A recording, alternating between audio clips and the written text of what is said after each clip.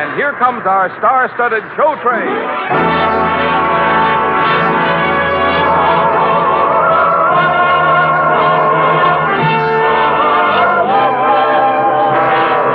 Tonight, the Association of American Railroads presents the premiere performance of the new Lawrence and Lee play with music, The Pirate of New Orleans, starring Gordon MacRae and his charming guest star, Dorothy Warren Show.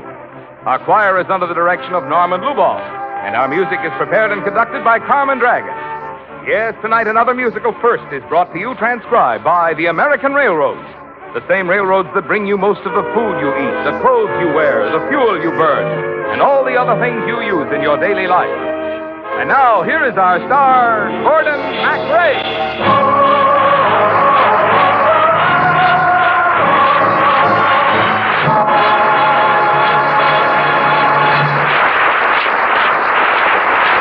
Thank you, Marvin Miller, and good evening, ladies and gentlemen. Well, sir, we have a brand new operetta for you tonight. Dorothy Warren Show will be the unforgettable Suzanne, and I shall be Jean Lafitte, the Pirate of New Orleans.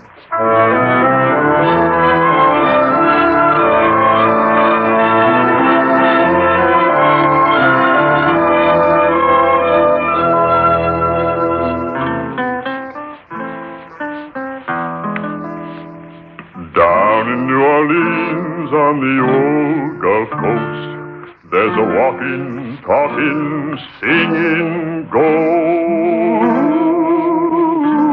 who wanders round the old French town, looking for a spot to set himself down.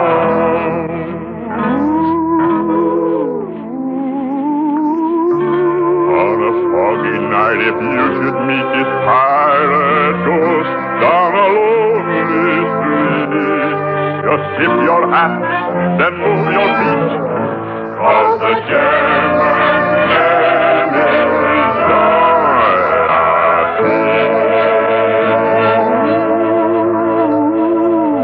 Anybody in New Orleans will tell you, on nights when the fog sits on the river and the moon is aching through the clouds, Jean Lafitte walks through New Orleans town, remembering the days he was a pirate king.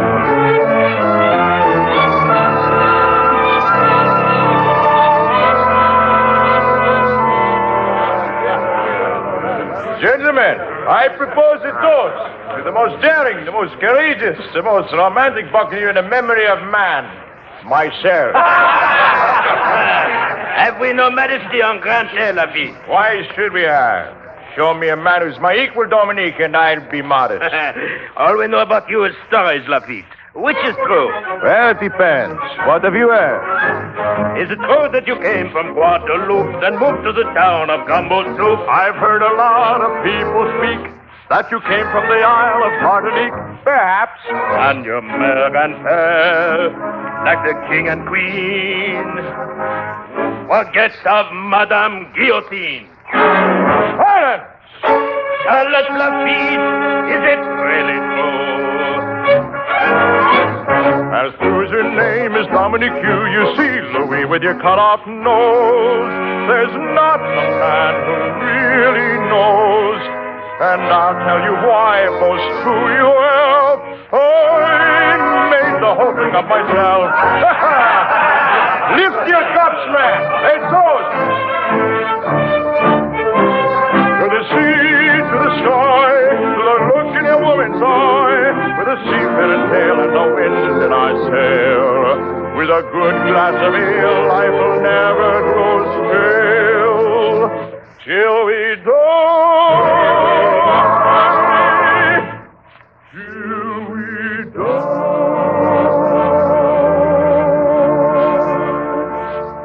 To the moon, to the sun, to the work that we've never done.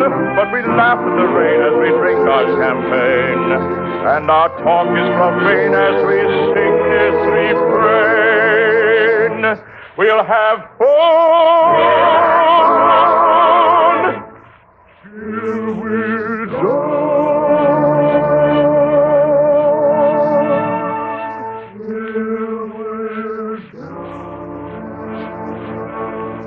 Where do we travel tonight, Lafitte?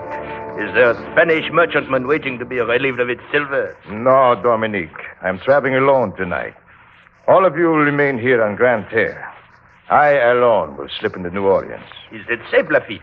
Governor Claiborne has set a price on your head. There are notices all over the city. I wish to read one of those notices and laugh at it. Also, tonight I wish to dance. Dance? There is a masquerade ball at the governor's mansion. I wish to hear the latest rumors about my closest friend, myself. I shall wear a mask and go in the disguise of a respectable citizen.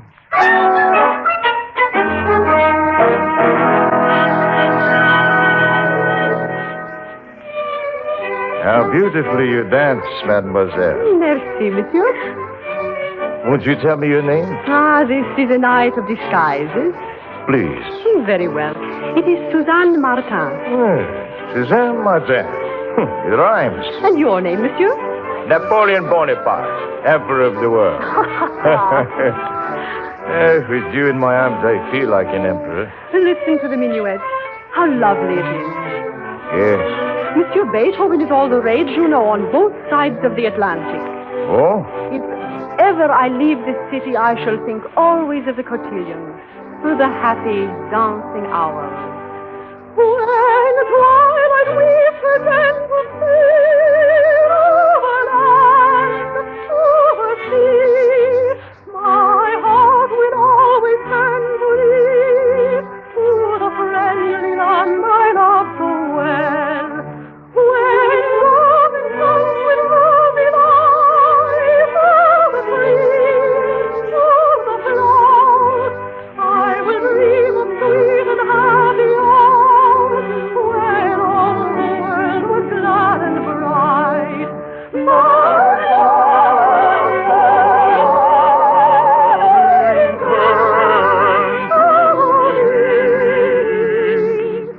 Sweet land of happy dancing on, fairest land, dear to me. Oh, lovely, Mademoiselle Suzanne. Would you come out to the balcony with me? One cannot refuse the request of an emperor. You have no idea how beautiful you look in the moonlight, even behind the alluring man. Monsieur must certainly be an American, for they are the only people in the world who tell lies almost as beautifully as Frenchmen. I am everything, mademoiselle, and nothing. I'm homesick for a home I have never had. Oh? Have you listened to the city, Suzanne? Listen to it. The sounds of the river, the street cries.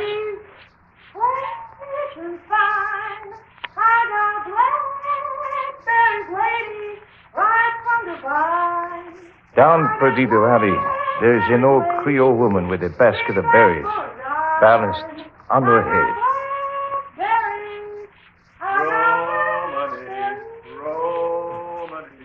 The city is full of music. I know why your chimney won't draw. Even the chimney sweep sings. You know, I'd like to be a chimney sweep, Suzanne. Must be something like flying. A bird with dirty wings and a very strange song. Romany, Romany, Romany, lady, I know why your chimney won't draw. Stove won't bake and you can't make no cake, and I know why your chimney won't draw.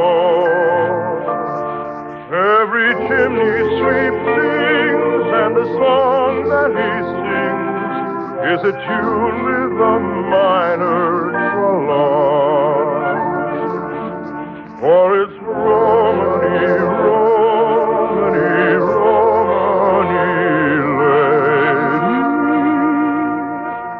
I know why your chimney won't draw, never will draw. Romany, Romany,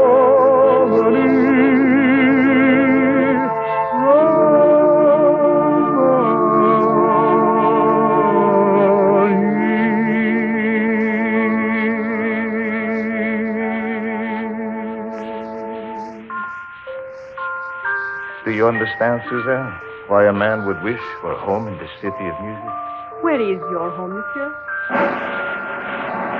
Attention, ladies and gentlemen. The governor.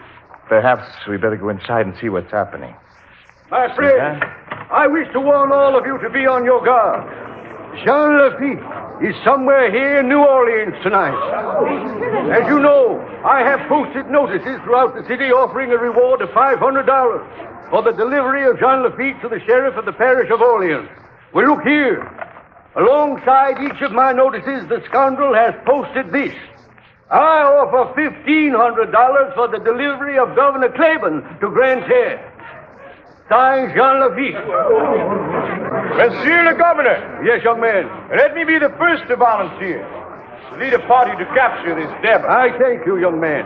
Do not go into the streets alone, ladies. I bid you good night, Suzanne. Good night, monsieur. Be careful. Tell me, where can I find you? If by chance some evening soon the music and the moonlight lure me back to the city. Here. I am governess to the governor's small son. Oh, governor's governess. I like that.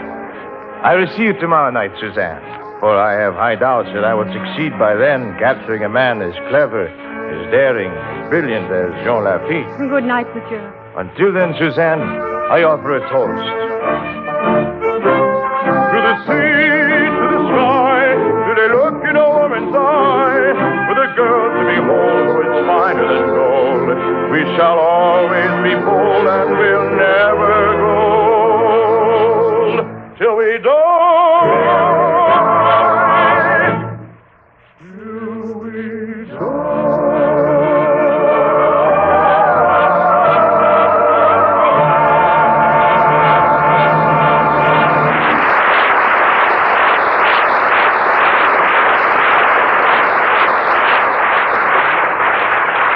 We'll return in a moment with the second act of The Pirate of New Orleans. In this America of ours, which depends so much on its vast system of transportation for both commerce and defense, which form of transportation do you think is most important? That was the question a well-known public opinion research organization recently asked men and women from all parts of the country.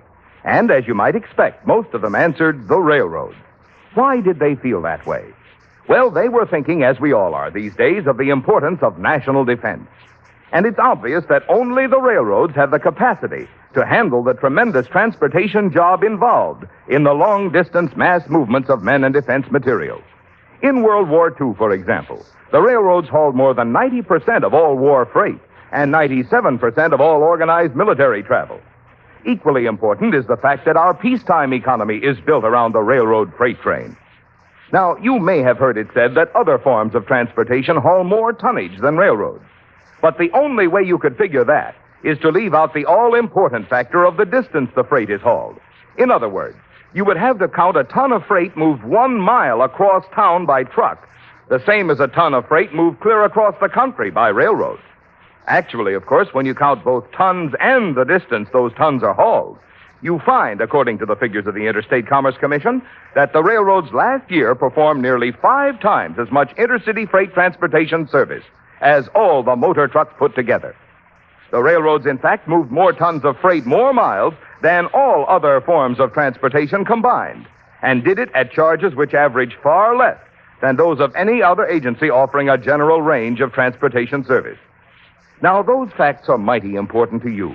Just imagine what it would be like if any considerable part of the freight that now moves over the privately owned steel highways of the railroads were to travel on the public highways you use and pay for with your tax dollars. And the more of America's freight that moves over the steel highways of the railroads, the less will be the cost of public highways, and the greater will be your enjoyment and safety when you use them.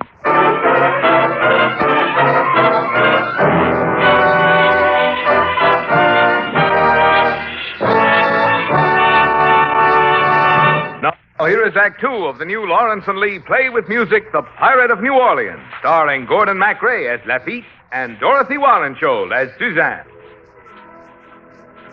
Lot of stories about Mr. Jean Lafitte, but this one we know is true, cause it's written down in the history books. Mr. Jean Lafitte, he liked the Yanks, and so he died. One time, John don't care.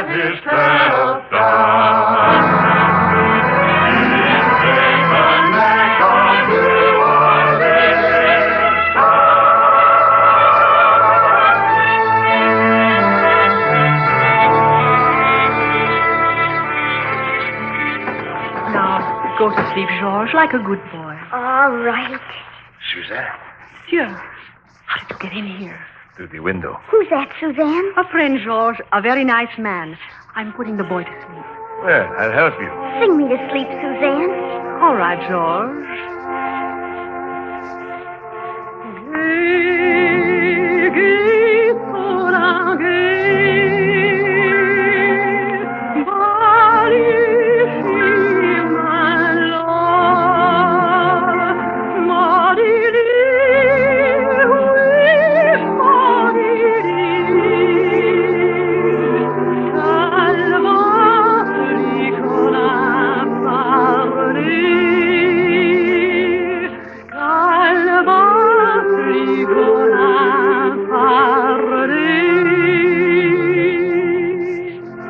What does it mean, Suzanne?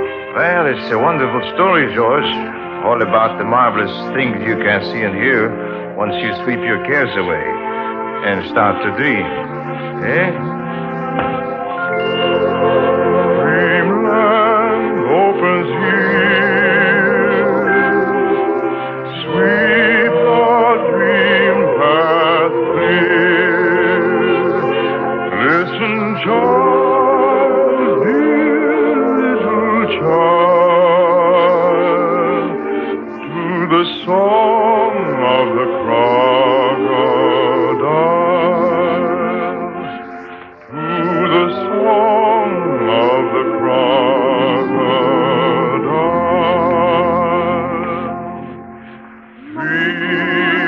Dreamland opens here. Sweep the dream path clear. Listen, child,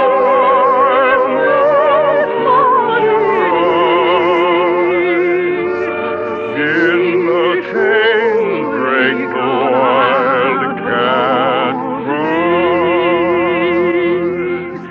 In the canebrake the wild cat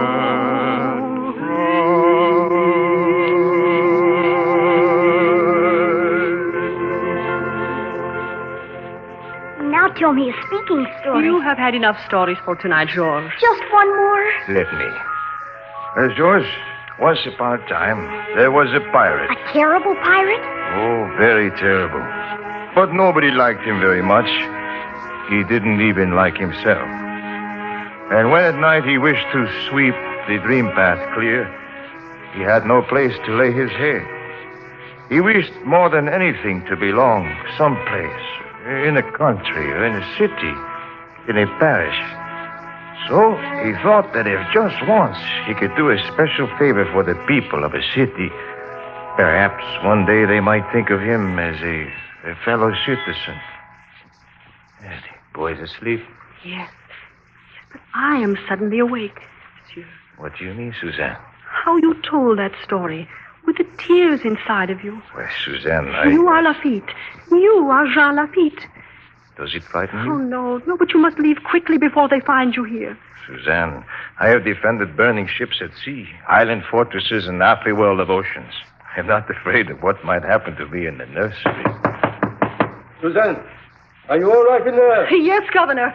Please, climb out of the window. Quickly, they'll kill you. I thank you for your concern, Suzanne. Go to the door. Open it and let the governor in. No. Please, do as I say. The guard said he thought he saw a shadow, and so I'm checking every room. Lafitte, Your servant, Governor Claiborne.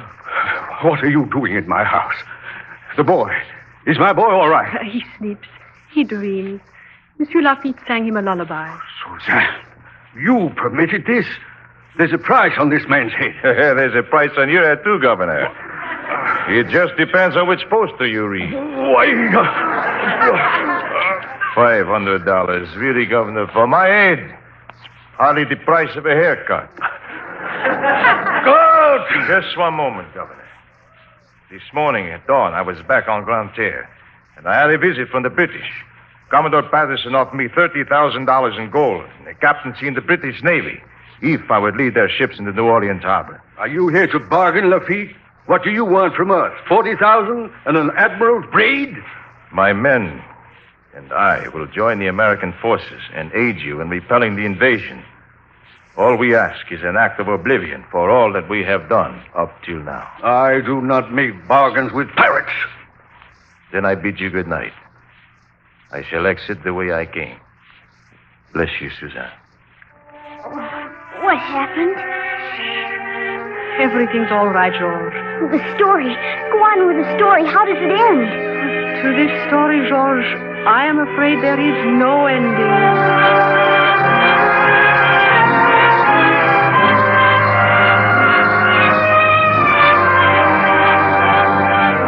Naturally, General Jackson, I refuse. Governor Clearbone, there might be situations where pirates could be right and governors could be wrong. I cannot imagine such a situation, General. You don't have to imagine it, Governor. It's happening right now.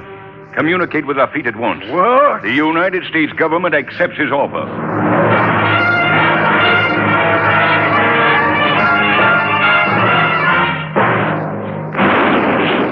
Sing, Dominique. Sing this song at the flag we are flying.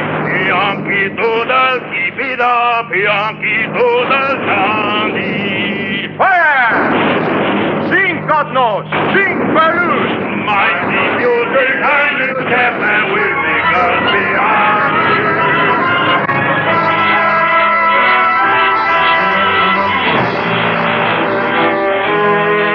Gentlemen, I have a communication from the President of the United States.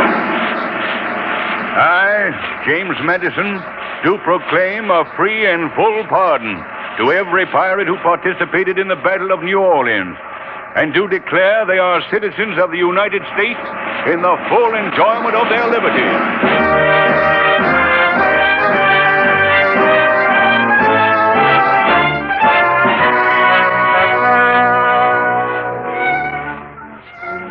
Welcome to the Victory Ball, Citizen Lafitte. I thank you, Suzanne. Oh, just listen to the music. I am certain no dance will ever replace the minuet. How could it? Is that the thief of the high seas dancing with Mademoiselle Suzanne? Yes, the pirate. Imagine the insolence. Suzanne, I... Don't listen to them, Jean, please. No, I shall not make a scene, Suzanne. I shall not spoil the pretty picture of dancing hours, but I do not belong here. Come with me, Jean, out onto the balcony. No, Suzanne, it is no use. My friend, I cannot say to you what I feel. Perhaps I can tell you with music. Plaisir d'amour, ne dire qu'un moment, chagrin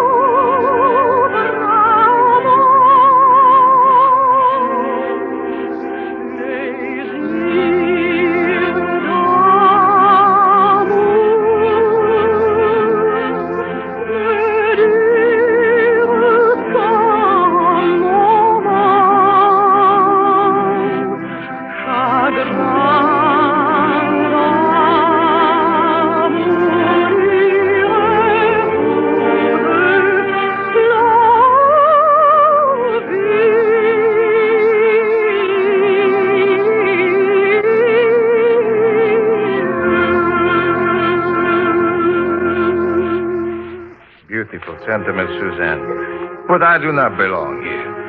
Presidents may make proclamations, but I shall always be Lafitte the pirate. Where are you going? Back to the high seas.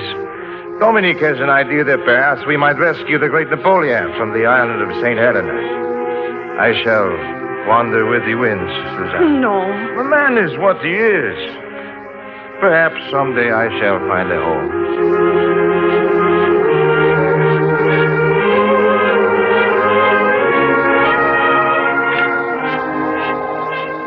Lafitte, Yes, Dominique. why do you stand here on deck and gaze across the water? What are you listening for? I don't know. Distant music, perhaps. A minuet, maybe.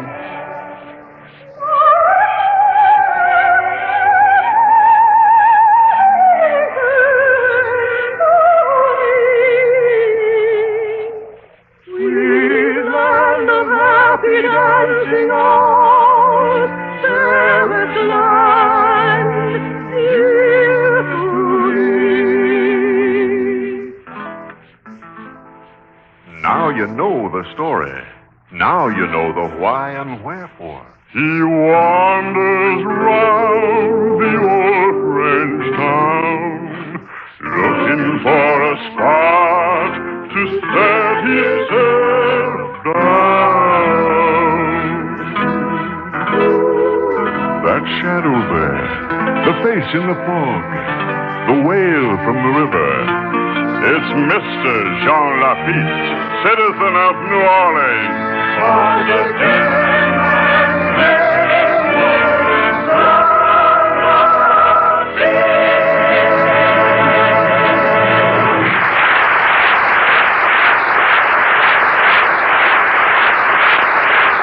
Thank you, ladies and gentlemen. Lovely Dorothy Warren Show will be back in just a moment. And meanwhile, our thanks to Thurl Ravenscroft, who was the ballad singer, to Bill Conrad, who was Dominique Yu, to Herb Butterfield, William Johnstone, and Richard Beals, and to our entire company. The Pirate of New Orleans was written especially for the Railroad Hour by Lawrence and Lee. The Railroad Hour is brought to you each week at the same time by the American Railroads. Marvin? Next Thursday marks the 10th anniversary of the Army Transportation Corps, which directed the movement of the millions of soldiers and the millions of tons of freight they required, both in the United States and overseas during World War II. And since the outbreak of war in Korea, the Transportation Corps is again moving men and materiel where they are needed, when they are needed. The American Railroads, which work closely with the Transportation Corps by providing dependable mass transportation service, proudly salute this youngest of the Army Technical Services on its 10th birthday. Dorothy, you were wonderful. What's on the show train next week, Gordon? Well, Lucille Norman will be our guest, and we're going to recall the wonderful days of vaudeville and the early days of radio. The show is called Starlight. All aboard! Well, folks, it looks as though we're ready to pull out. And so until next Monday and Starlight, this is Gordon MacRae saying good night.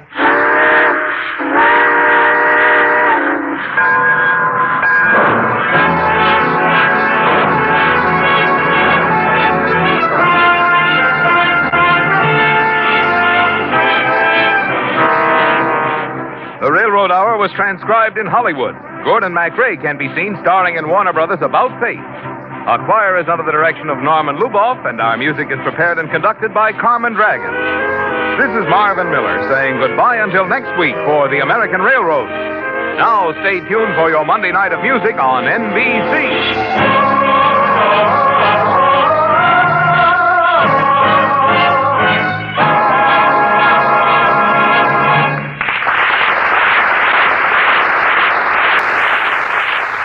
Next, it's Ezio Pinza as guest of the Telephone Hour on NBC.